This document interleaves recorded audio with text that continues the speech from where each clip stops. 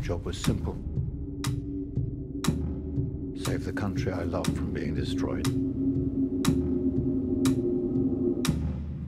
Is your job any different?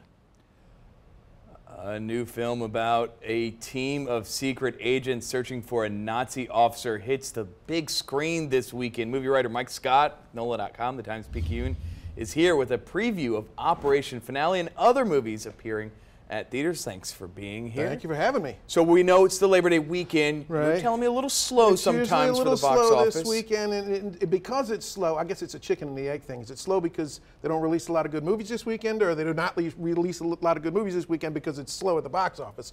Who knows? But traditionally, that's the way it is. We don't get a lot of good movies. This week, though, we get Operation Finale, which is one of 3 movies of distinctly different genres that are okay. You know, they all follow the genre path. This one tells a story of a 1960 mission by the Mossad to capture and bring to justice Adolf Eichmann, one of the architects of the Holocaust.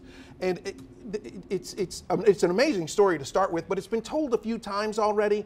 And this one doesn't do a whole lot to kind of set itself apart, to distinguish it from those other retellings, except for the casting. You've got Oscar Isaac and you've got the always great Ben Kingsley as Eichmann. And when they're on the screen, particularly together, they really sort of help elevate the movie. So they help make this one worth seeing if you're not familiar with the Eichmann story. Right, right. And then we've got another one that you said these genres are definitely different. Searching. Right. We've seen the previews. They're getting a lot of critical acclaim. Yeah, this is a much more modern age thriller. Right. It stars John Cho as a man who's got sort of his relationship with his teenage daughter strained after the death of her mother, his wife, and then one day she disappears. All he's got left is her laptop, and it falls to him to trace her digital footprint to track her down. And again, we've gotten a few movies in the past couple of years that sort of explore this idea of social media's effect on us as a society. And so this one doesn't tread a whole lot of new ground, but the early reviews suggest it does everything really well, and there are enough twists and turns and edge-of-your-seat drama to make this one a worthwhile diversion. It reminds me a little bit of Taken, but his particular set of skills are internet-based. Right, so. His character works at Google, apparently, so he does have that particular set of skills. Excellent. And then we've got another one, one you say you really like, Juliet Naked. Juliet Naked. This is a romantic comedy, and generally I'm not one for romantic comedies because the genre has kind of been played out over the past few years.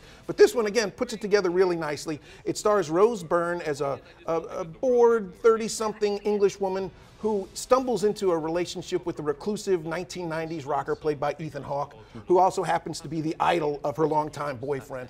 And this, you know, it's got its, you can tell just from that setup, it's got its contrivances, it's got its predictabilities.